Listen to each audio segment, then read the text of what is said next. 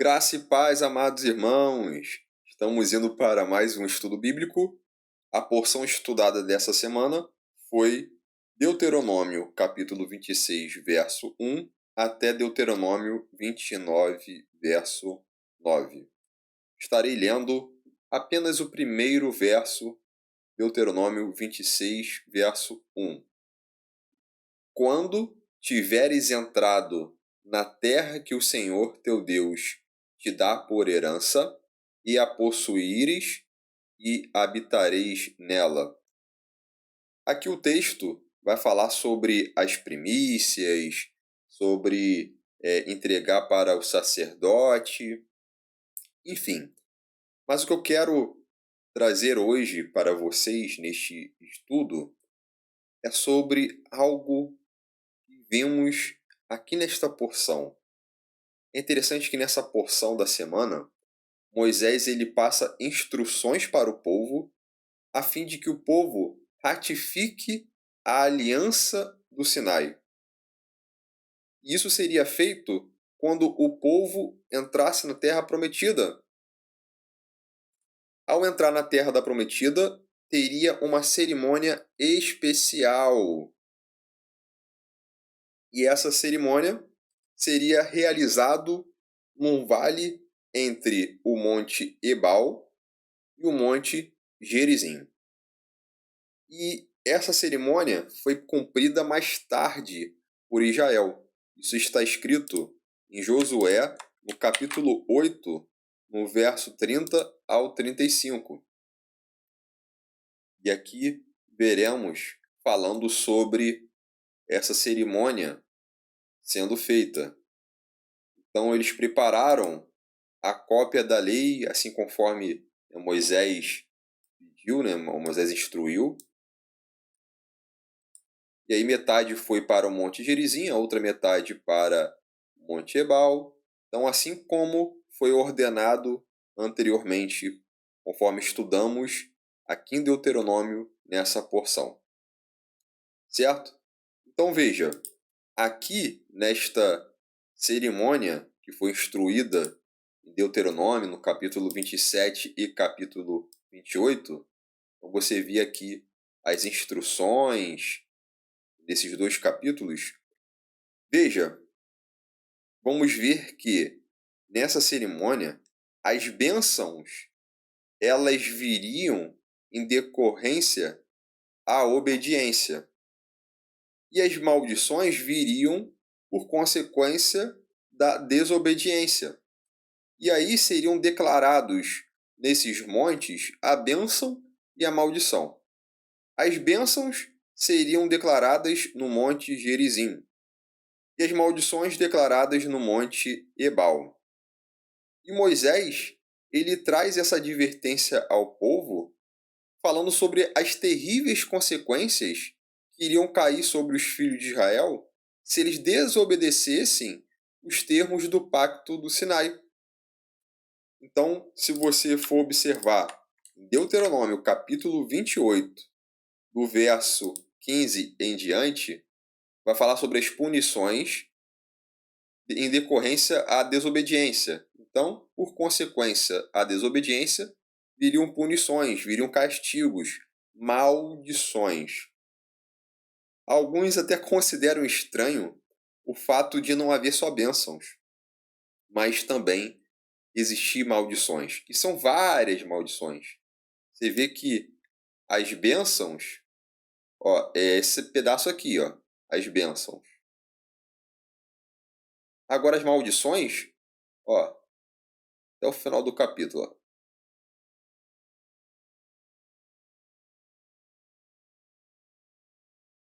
É uma lista aqui com muitas maldições que viriam, é claro, por consequência da desobediência.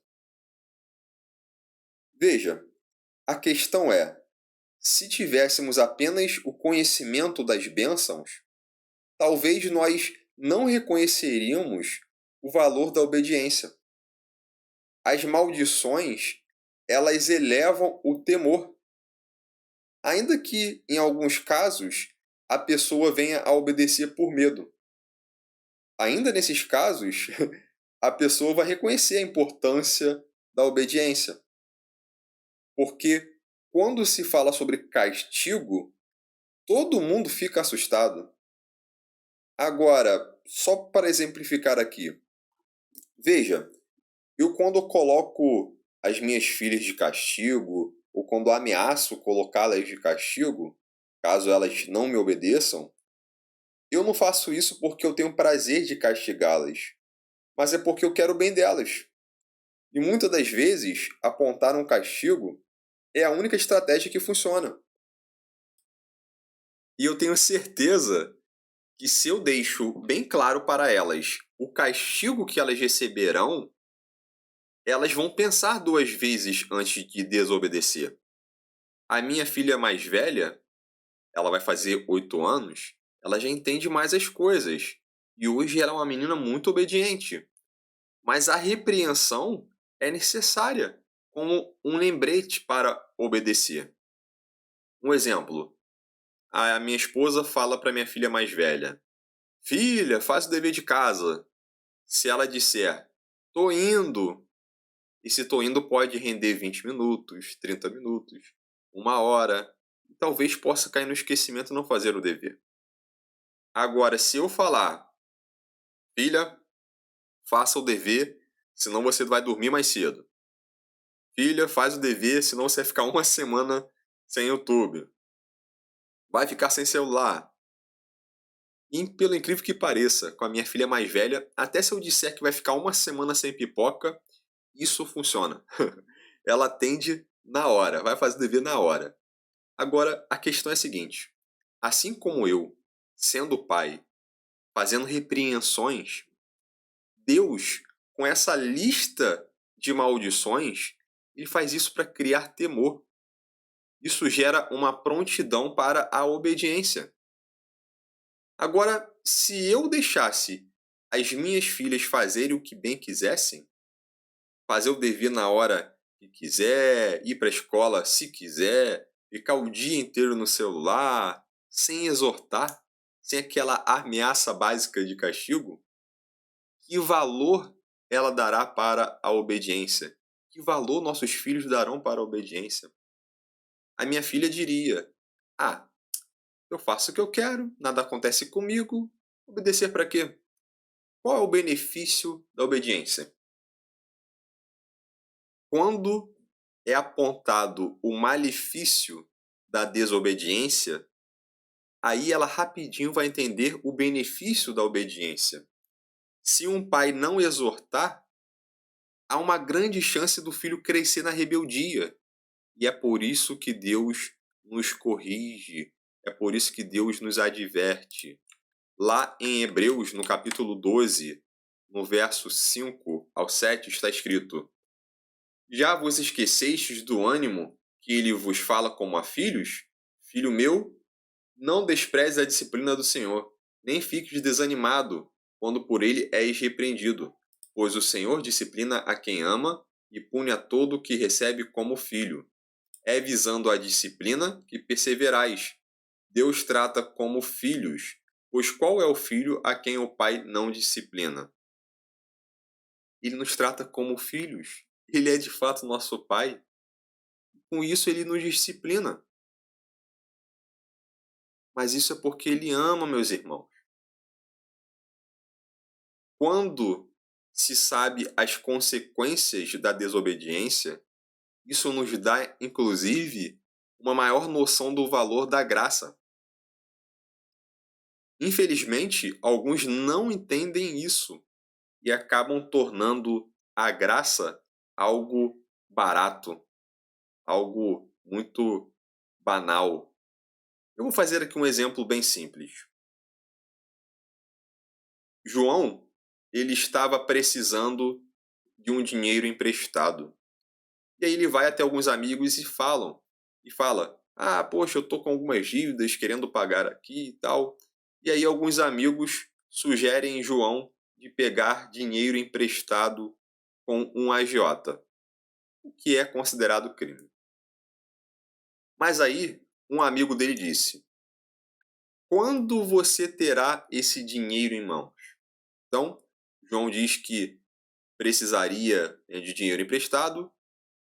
A fim de exemplificar aqui, vamos dizer que João precisava de R$ 1.000, ok? E aí João fala para os amigos que precisava de R$ 1.000. E um amigo dele fala, você vai ter esse dinheiro de volta em mãos quando? E aí João vai responder para ele, dentro de 10 dias. E esse amigo do João vai e empresta R$ 1.000 para o João, sem cobrar juros, só para ajudá-lo, e fala para o João, olha, estou te emprestando, mas você tem que me devolver em 15 dias. Mas não deixe passar disso, porque eu tenho contas para pagar dentro desse prazo. Então veja, João precisava de 1.000, poderia pegar com um agiota, pagar juros, enfim. Mas ele conseguiu com um amigo e com prazo maior do que ele precisava, de 15 dias. E aí, o que aconteceu? Passado 15 dias, João foi até esse amigo. Ele agradeceu pela boa vontade, por tê-lo ajudado, mas João estava todo sem graça, porque ele conseguiu R$ 980, faltando apenas R$ 20 para entregar ao amigo. E aí ele vai e pede ao amigo, poxa, eu estou muito sem graça, me desculpe, realmente eu achei que eu conseguiria, mas faltou R$ 20, por favor me dá mais um dia.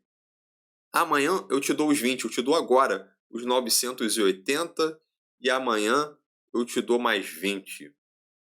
E aí, esse amigo de João fala para ele: que nada, João, tá certinho, a dívida tá paga, tá? Não precisa dar esses 20 não.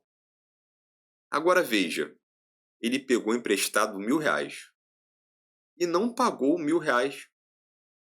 A dívida está paga? Sim, a dívida está paga, porque o amigo ele perdoou os 20 restantes. Faltava apenas 20, mas o amigo considerou que estava tudo bem. Isso é a graça.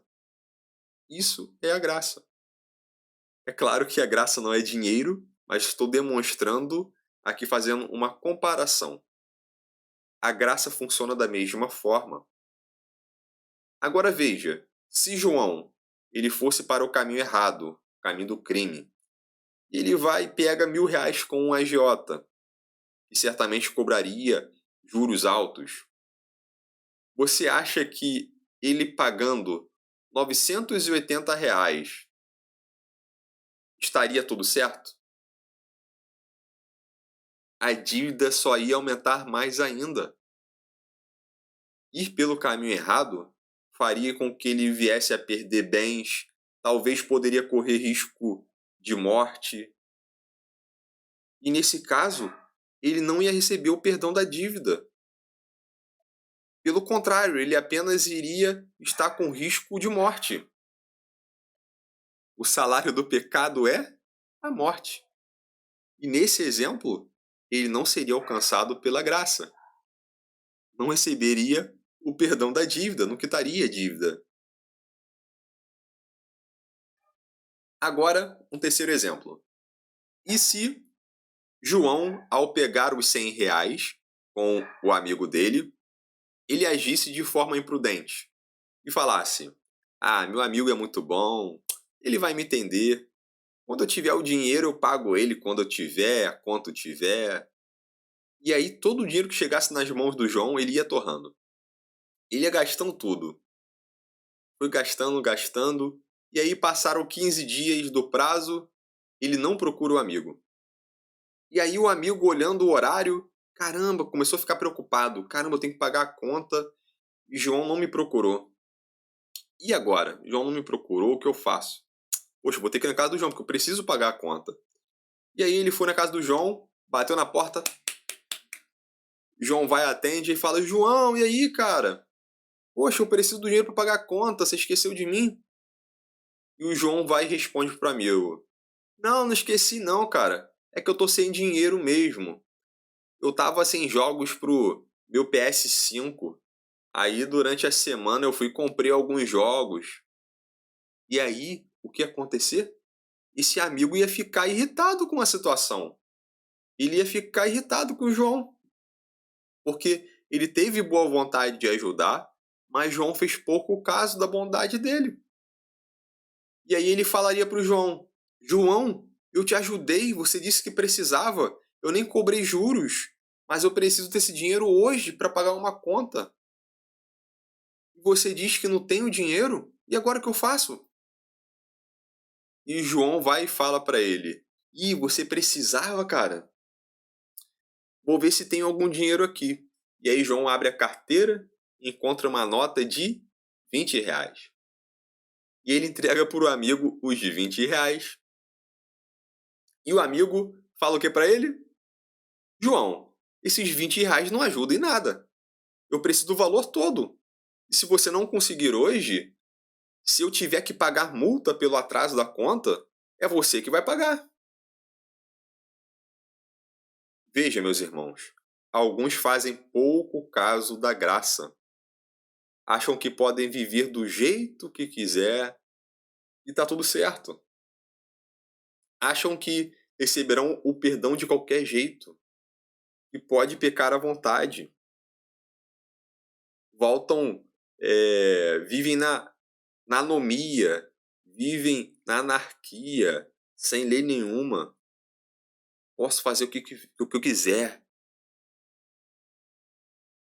Vou pagar os R$ 20 e tá tudo certo.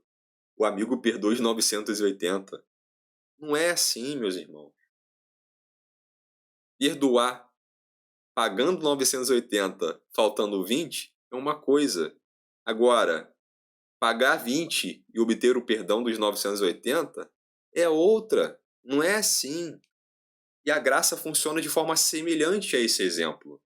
É claro que a graça não tem nada a ver com dinheiro, foi só para exemplificar, mas veja, não é porque sabemos que Jesus é bom, que Jesus perdoa, que nós podemos sair fazendo o que é errado, o que é pecado, e agir como se tudo tivesse certo.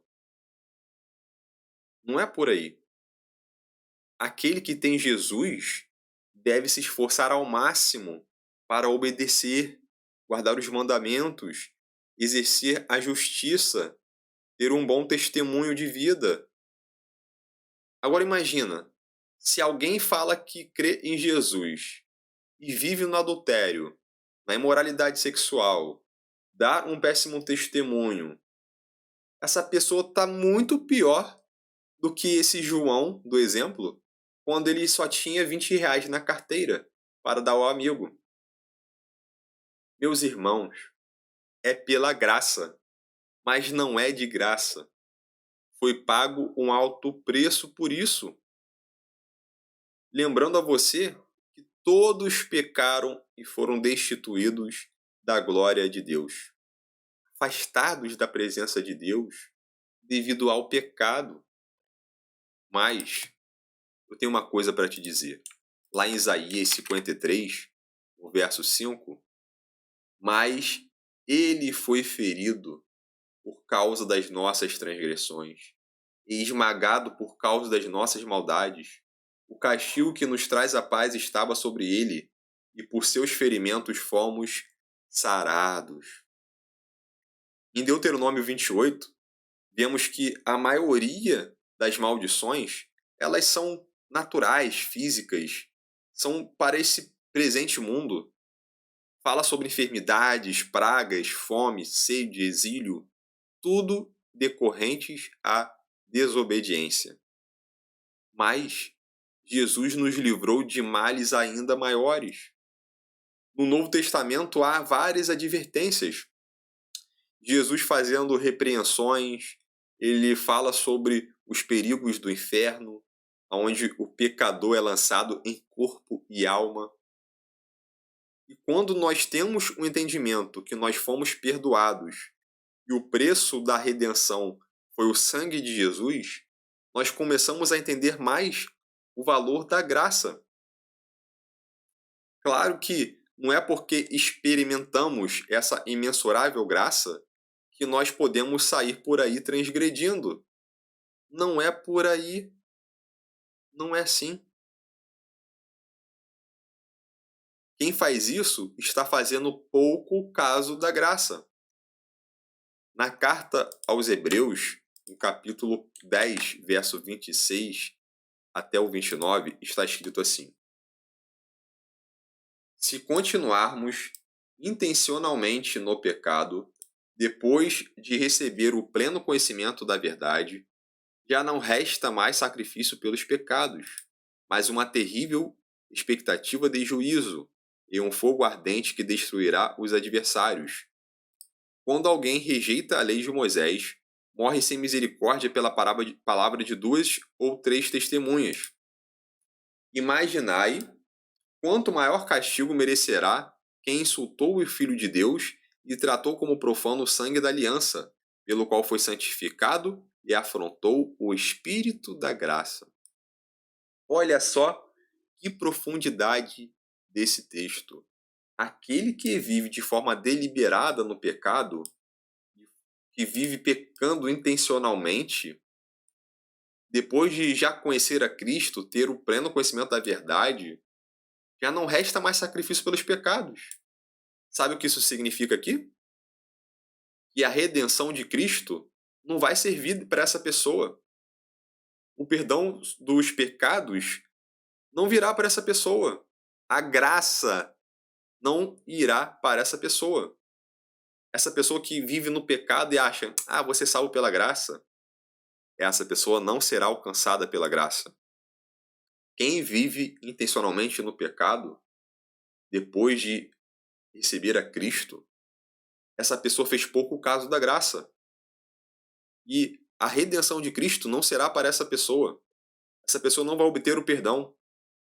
Mas essa pessoa só resta uma coisa: a terrível expectativa de juízo e um fogo ardente que destruirá os adversários.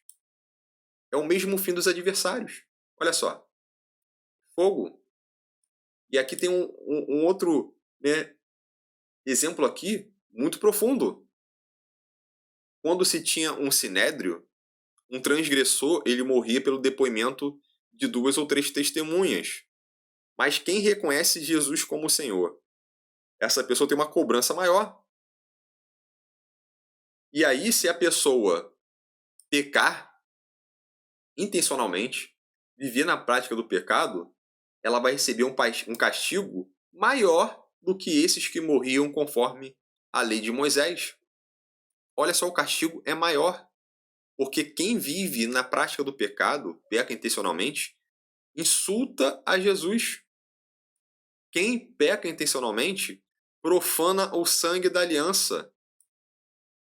Quem peca intencionalmente afronta o Espírito da graça. Como eu disse, quem vive no pecado está fazendo pouco caso da graça. E alguns têm coragem de dizer, não, pô, mas eu vou ser salvo pela graça. Eu vou ser perdoado. Achando que tá tudo certo, eu vou dar a nota de R$ 20 e os 980 tá perdoado. O exemplo é parecido. Meus irmãos, Jesus ele requer um padrão de vida mais elevado. Ele requer obediência. Aquele que guarda os seus mandamentos, esse é o que o ama. Jesus diz o seguinte: se a vossa justiça não exceder a dos escribas e fariseus, de modo nenhum entrareis no reino dos céus. Olha só, se a vossa justiça não exceder a dos escribas e fariseus, de modo nenhum entrareis no reino dos céus. Aí as pessoas acham que podem viver vida louca, fazer o que quiser e tá tudo certo. Não é por aí, meus irmãos. Essas pessoas serão condenadas.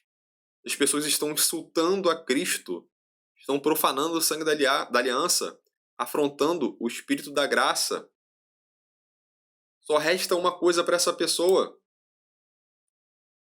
a terrível expectativa de juízo e um fogo ardente.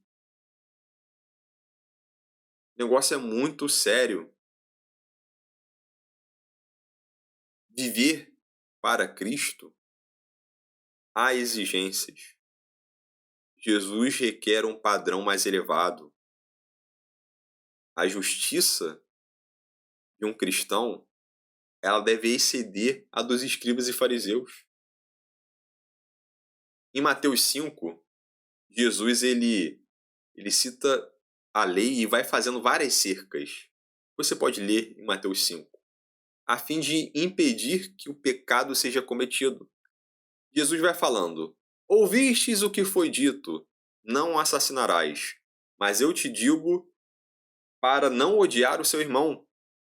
E aí Jesus continua falando: ouvistes o que foi dito, não adulterarás. E aí Jesus vai e recomenda não olhar para uma mulher a fim de cobiçá-la. Claro que o ódio, ele vem antes do assassinato. A cobiça, ela vem antes do adultério. Se criarmos estas cercas, certamente não chegaremos a cometer tais pecados. Falando aqui em pecado, o que é pecado?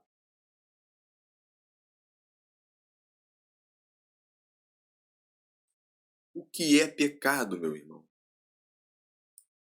Em 1 João, capítulo 3, verso 4, está escrito assim: todo o que vive habitualmente em pecado também vive em rebeldia contra a lei, pois o pecado é rebeldia contra a lei.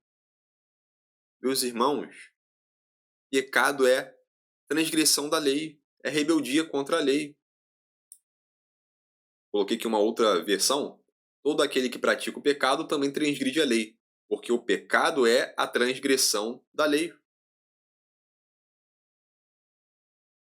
E alguns dizem: ah, não precisa mais de lei hoje, não. Ai, meus irmãos. Tem gente que realmente acaba fazendo pouco caso da graça, do sacrifício de Jesus, que é muito triste. Mas, em Mateus capítulo 7, verso 21 até o 23, Jesus traz também uma advertência a essas pessoas. Nem todo o que me diz Senhor, Senhor, entrará no reino dos céus, mas aquele que faz a vontade de meu Pai que está nos céus. Muitos naquele dia hão de dizer-me: Senhor, Senhor, porventura não temos nós profetizado em teu nome? Em teu nome não expelimos demônios? Em teu nome não fizemos muitos milagres? Então lhes direi explicitamente: nunca vos conheci. Apartai-vos de mim, os que praticais a iniquidade. Olha, meus irmãos, não adianta ir para a igreja e falar: ah, eu vou para a igreja, está tudo certo. Eu sei que Jesus existe e continuar no pecado. Nem todo o que diz Senhor, Senhor entrará no reino dos céus. Olha só. Se diz Senhor, Senhor, porque conhece a Cristo. Mas não. Só vai entrar no reino dos céus aquele que faz a vontade de meu Pai. Ele requer uma vida de obediência. Isso é fazer a vontade de meu Pai. Obedecer. Não é viver na prática do pecado. Eu poderia ler apenas esse verso 21, estaria bem fácil de entender isso. Agora veja, no verso 22, vamos ver pessoas que dizem Senhor, Senhor, pessoas aqui cristãs que seguem a Cristo. Pessoas que dizem que profetizaram usando o nome de Cristo, falando que expulsaram demônios, falando que usando o nome de Cristo fizeram milagres. Olha isso. Mas aí, o que Jesus vai dizer a essas pessoas? Então lhes direi explicitamente: nunca vos conheci. Apartai-vos de mim, os que praticais a iniquidade.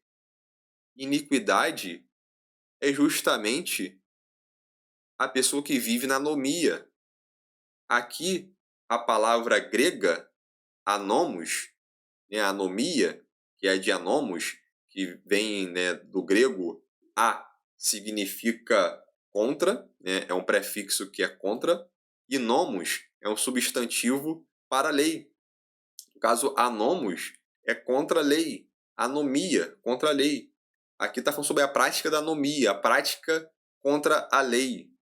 Prática da iniquidade é prática contra a lei. As pessoas que estão desobedecendo a lei de Deus. O negócio é sério. Aquele que desobedece a lei de Deus, aquele que vive na iniquidade, na prática do pecado, está profanando o sangue da aliança, está fazendo pouco caso da graça, está insultando o Filho de Deus. O negócio é muito sério, meus irmãos.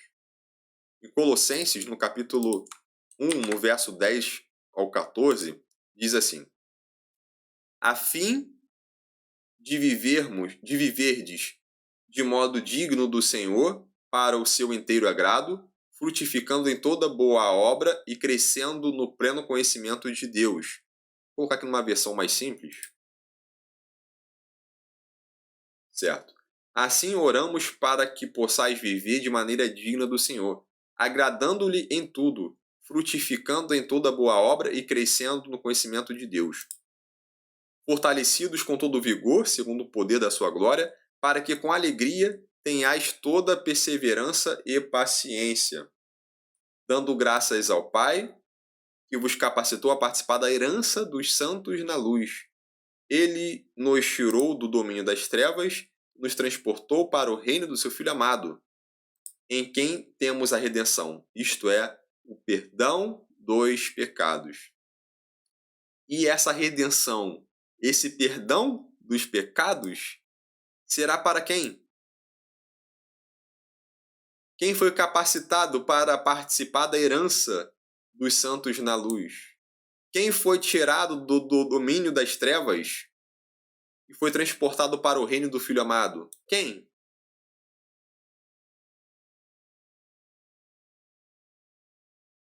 Temos o verso 10. Aqueles que vivem de maneira digna, agradando-lhe em tudo, frutificando em toda boa obra, crescendo no conhecimento de Deus. Meus irmãos, como cristãos, precisamos viver de maneira digna do Senhor, agradar a Ele. Precisamos apresentar frutos, boas obras, crescer no conhecimento de Deus. É um grande erro achar que pode fazer o que dá na telha e achar que quando Jesus bater na porta, basta apenas apresentar qualquer coisa e Ele vai perdoar tudo. Não é assim. Não é assim. Infelizmente, Ele vai falar: não o conheci, para muita gente. Eu fiz aquele exemplo com dinheiro para ficar mais simples de entender, mas veja, no exemplo, quanto mais dinheiro ficar faltando, certamente mais difícil fica para obter o perdão pela dívida. Trazendo R$ 1.000 deste exemplo, para facilitar aqui o entendimento, vamos pegar esses R$ 1.000 e vamos transportar para as coisas espirituais. Imagina você tendo que viver em santidade, tendo que viver de maneira justa perante Deus, viver num padrão mais elevado, num padrão que Jesus requer. Certamente, você terá que se esforçar de chegar aos 100%. Assim como no exemplo, João, ele teria que se esforçar de conseguir os R$ 1.000. Ele conseguiu 980, mas ele deveria se esforçar para conseguir os 1.000. Assim como nós podemos nos esforçar de chegar a 100%, e talvez faltar 5%, 10%, 20%? Mas a questão é, você prefere buscar ser 20% santo? Você prefere buscar 15% da justiça? Você prefere cumprir 10% dos mandamentos e achar que está tudo certo? Ou você prefere buscar 100% de santidade, 100% de obediência aos mandamentos, você reconhecer que ainda tem algo a melhorar e a cada dia você se esforçar mais e mais e mais para estar 100%? Meus irmãos, 100% ninguém jamais alcançará. Só Jesus.